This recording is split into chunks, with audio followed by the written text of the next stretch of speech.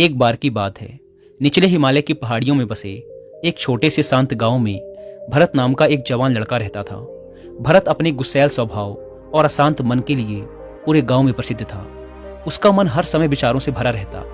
विचारों के इस तूफान ने उसके मन को पूरी तरह से अशांत कर रखा था। शांति तो जैसे उसके जीवन से गायब ही हो गई थी। वह हर समय अपने विचारों में खोया रहता और एक तनावपूर्ण जीवन जी रहा था। अपने अशांत मन और गुस्सैल स्वभाव की वजह से उसके घर वालों और गांव के लोगों से भी उसके संबंध अच्छे नहीं थे, जिस वजह से वह खुद को और भी ज्यादा अकेला व अपमानित महसूस करता। वह और भी ज्यादा मानसिक तनाव की स्थिति में चला जाता।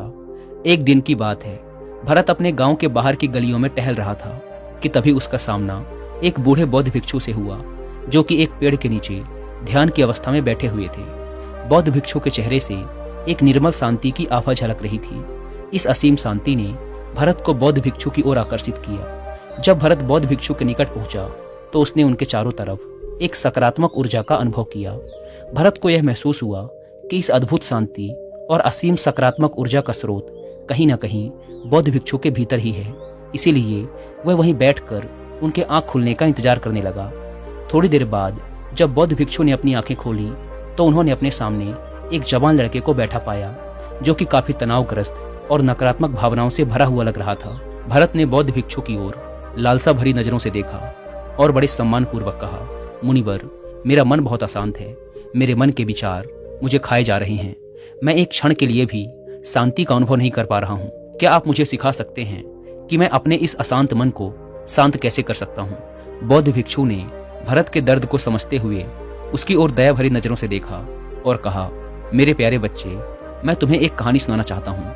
इस कहानी में मानसिक शांति और खुशहाली के रहस्य छुपे हुए हैं। क्या तुम इस कहानी को सुनना चाहोगे? भरत ने हाँ में अपना सिर हिला दिया और पूरी एकाग्रता के साथ कहानी सुनने को तैयार हो गया। उसके अंदर की उत्सुकता अब अपने चरम पर थी। बौद्ध भिक्षु ने कहानी सुनानी शुरू की। बहुत समय पहले की बात है।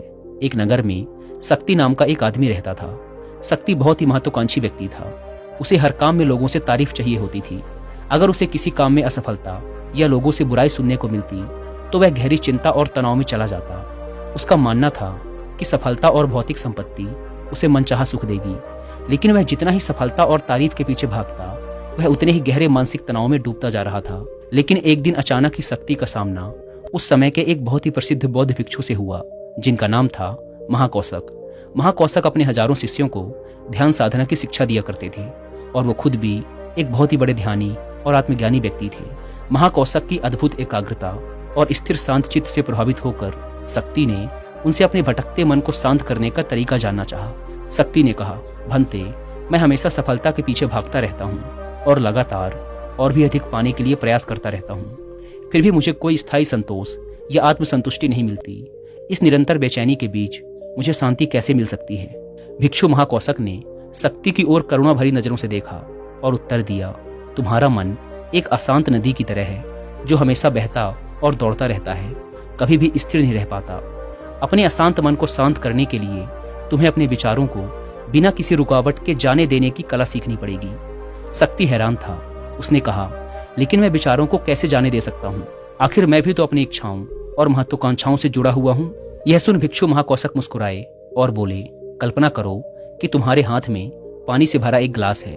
अब तुम जितनी देर तक इसे पकड़े रहोगे, यह उतना ही भारी होता चला जाएगा, और अगर तुम काफी लंबे समय तक इसे पकड़ के रखते हो तो तुम्हारे हाथ में दर्द होना शुरू हो जाएगा। लेकिन अगर तुम अपनी पकड़ ढीली कर देते हो और इसे जाने देते हो तो बोझ खत्म हो जाएगा। भरत ने कहानी और उसके संदेश को ध्यान से सुना। वह समझ गया कि अपने विचारों और इच्छाओं से चिपके रहना ही उसके बोझ को बढ़ाता है और उसके अंदर अशांति पैदा करता है। अब भरत को कहानी का अंत सुनने का बेसब्री से इंतजार था। बौद्ध भिक्षु ने कहानी को जारी रखते हुए कहा, शक्ति ने बौद्ध भिक्षु महाकौशक की सलाह को मानते हुए विचारों को जाने देने का अभ्यास करना शुरू कर दिया। वह अपने विचारों और भावनाओं को बिना किसी पूर्व निर्णय के बस आते और जाते हुए देखता। अब उसने विचारों को पकड़ना छोड़ दिया था।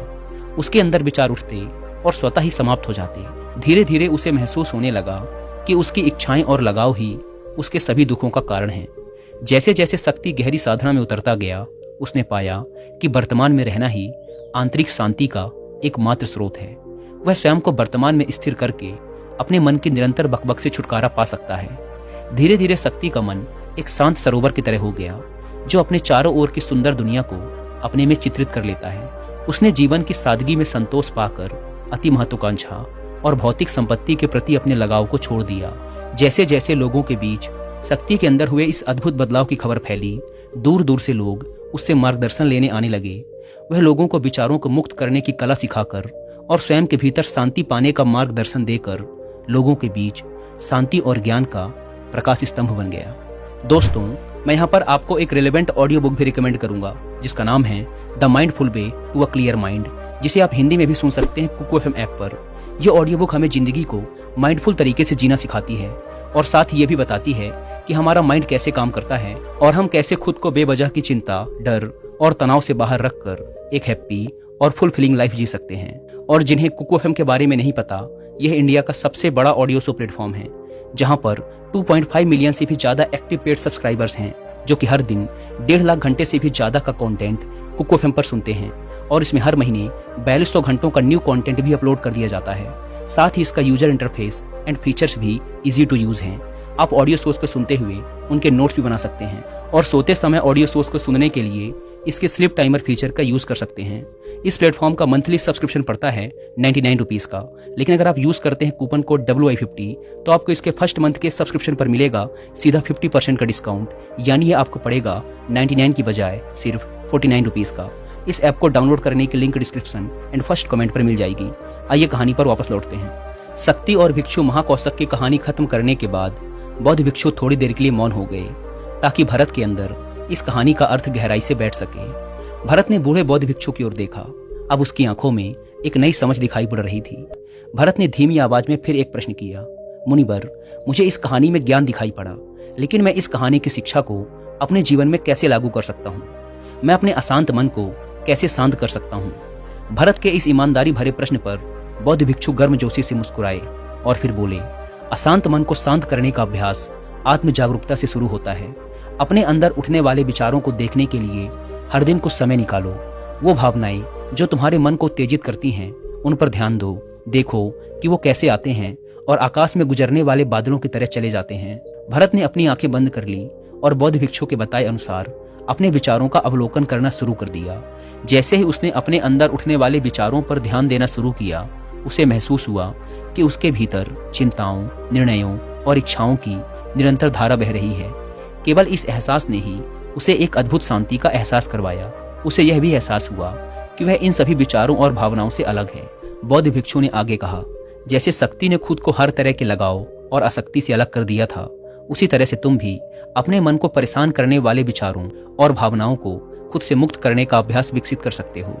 जैसे ही विचार उठें, उन्हें बिना किसी पूर्व निर्णय के स्वीकार करो और फिर धीरे धीरे उन्हें जाने दो और वर्तमान क्षण पर अपना ध्यान केंद्रित करो। लेकिन मुनिवर, भरत ने बीच में ही रोकते हुए कहा, क्या होगा अगर विचार और भावनाएं इतनी मजबूत हैं कि वो बनी रहें और मन को छोड़ने से ही इनकार कर दें? बौद्ध भिक्षु ने भरत की बात पर सहमति जताते हुए सिर हिलाया और कहा, ऐसे कई मौके आएंगे जब तुम्हारे मन में विचारों का बवंडर चल रहा होगा, जब तुम्हारा मन तुम्हारी बिल्कुल भी नहीं सुनेगा। तो ऐसे समय में तुम्हें अपनी सांसों की ताकत पर विश्वास रखना होगा। बौद्ध भिक्षु ने एक बार फिर भरत को अपनी आंखें बंद करके अपने पेट के फूलने और पिचकने को महसूस करते हुए अपनी सांसों पर ध्यान केंद्रित करने के लिए कहा। बौद्ध भिक्षु ने समझाते हुए कहा, जब भी तुम्हारा मन उत्तेजित और अशांत हो तो तुरंत अपनी सांसों पर लौट आओ। सांसों की नियमित गति तुरंत तुम्हें वर्तमान के क्षणों में वापस खींच लाएगी और एक शांति का एहसास करवाएगी।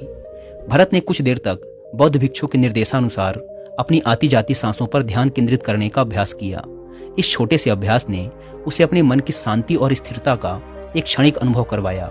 उसे समझ आ गया कि यह सांसें तो हमेशा उसके साथ थी, जो वर्तमान क्षण की निरंतर याद दिलाती हैं, सांत्वना और शांति प्रदान करती हैं। भरत की इस प्रगति को देख बौद्ध भिक्षु मंद मंद मुस्कुराए और बोले, मेरे प्यारे भरत, अशांत मन को शांत करना एक ऐसा अभ्यास है जिसके लिए धैर्य और मजबूत इच्छा शक्ति की जरूरत होती है। जैसे निरंतर व्यायाम से मांसपेशियां मजबूत होती हैं, वैसे ही नियमित अभ्यास से मन भी शांत होता है। भरत ने स्वीकृति में अपना सिर हिलाया और इस अनमोल मार्गदर्शन के लिए बौद्ध भिक्षु का धन्यवाद करते हुए उन्हें यह वचन दिया कि मैं आज से ही अपने मन को शांत करने, आसक्तियों को छोड़ने और अपने भीतर शांति पाने की इस यात्रा पर निकल पड़ूंगा। बौद्ध भिक्षु ने भरत के कंधे पर हाथ रखा और कहा, मुझे तुम्हारी काबिलियत पर पूरा भरोसा है कि तुम बहुत ही जल्द अपने मन की शांति को खोज लोगे। लेकिन याद रहे, यह रास्ता इतना आसान नहीं होगा। लेकिन अगर तुम दृढ़ इच्छा शक्ति और खुले दिल से प्रयास करोगे तो तुम जरूर उस शांति को खोज लोगे जो तुम्हारे भीतर है। उस दिन से भरत ने अपने अशांत मन को शांत करने के अभ्यास के लिए खुद को प्रतिबद्ध किया और हर दिन ध्यान करने के लिए एक अलग समय निर्धारित किया। उसने अपने मन में उठने वाले विचारों को बिना किसी रोक टोक के जाने दिया और अपनी श्वास के माध्यम से खुद को वर्तमान में रखने का प्रयास किया। धैर्यपूर्वक अभ्यास करते हुए समय के साथ भरत ने खुद के अंदर गहन परिवर्तन का अनुभव किया। जैसे जैसे साल बीतते गए, भरत को गांव में शांति और ज्ञान के स्रोत के रूप में जाना जाने लगा। गांव के लोग अपने अशांत मन को शांत करने के लिए भरत के पास मार्गदर्शन लेने आते। भरत ने जीवन की भागदौड़ के बीच दूसरों को आंतरिक शांति पाने में मदद करते हुए बौद्ध भिक्षुओं की शिक्षाओं और आत्म जागरूकता की शक्ति को साझा किया। इसके साथ ही उसने लोगों को अपने विचारों को मुक्त करने और श्वास पर ध्यान केंद्रित करने की कला सिखाई। इस तरह वह गांव काफी फला फूला। वहां के निवासियों ने एक स्थिर और शांत मन के अमूल्य उपहार की खोज की। बौद्ध भिक्षुओं की शिक्षाओं और भरत के द्वारा कराए जा रहे अभ्यास के माध्यम से विचारों को जाने देने और वर्तमान में रहने की कला दूर दूर तक फैल गई, जिसने कई लोगों के जीवन को बदल कर रख दिया। जैसे जैसे और समय बीता, अशांत मन को शांत करने की भरत की यात्रा का एक जोरदार प्रभाव उसके गांव की सीमाओं के बाहर भी फैला। पड़ोस के गांवों और शहरों के लोग जब भरत के इस जादुई बदलाव की कहानी सुनते तो वह उससे सलाह लेने उसके पास चले आते। भरत उन लोगों के लिए आशा की किरण बन चुका था जो अपने मन के बोझ तले खुद को दबा हुआ महसूस कर रहे थे। भरत की शिक्षाएं सिर्फ सामूहिक प्रवचनों और ध्यान सत्रों तक ही सीमित नहीं थी, बल्कि वह रोजमर्रा के कामों को जागरूकता के साथ करने पर ज्यादा जोर देते थे। वह लोगों को याद दिलाते थे कि अपने विचारों और भावनाओं के प्रति जागरूक बनो। तुम दिन भर क्या बोलते हो, आसपास घटने वाली घटनाओं पर कैसी प्रतिक्रिया देते हो, इस पर ध्यान दो। हर एक काम को पूरी जागरूकता के साथ करो। जब भोजन करो तो हर एक निवाले के स्वाद का आनंद लो। जब सूरज की रोशनी में खड़े हो तो उसके किरणों की गर्मी को महसूस करो। लोगों की बातों को पूरे ध्यानपूर्वक सुनो और समझो। ये सभी छोटे छोटे बदलावों ने लोगों के जीवन में चमत्कारिक परिवर्तन ला दिए। भरत की शिक्षाओं से लोगों ने जाना कि जीवन का आनंद और खुशी तो वर्तमान के पलों को जीने में है। दोस्तों, इसी के साथ यह कहानी खत्म होती है। उम्मीद करता हूँ कि आपको इस वीडियो से काफ़ी कुछ सीखने को मिला होगा। और अंत में एक बार फिर याद दिला दूँ कि कुकू FM पर the mindful way to a clear mind book की हिंदी ऑडियो बुक को सुनना ना भूलें। और मंथली सब्सक्रिप्शन पर 50% डिस्काउंट के लिए आप WI50 कूपन कोड का इस्तेमाल भी कर सकते हैं। धन्यवाद।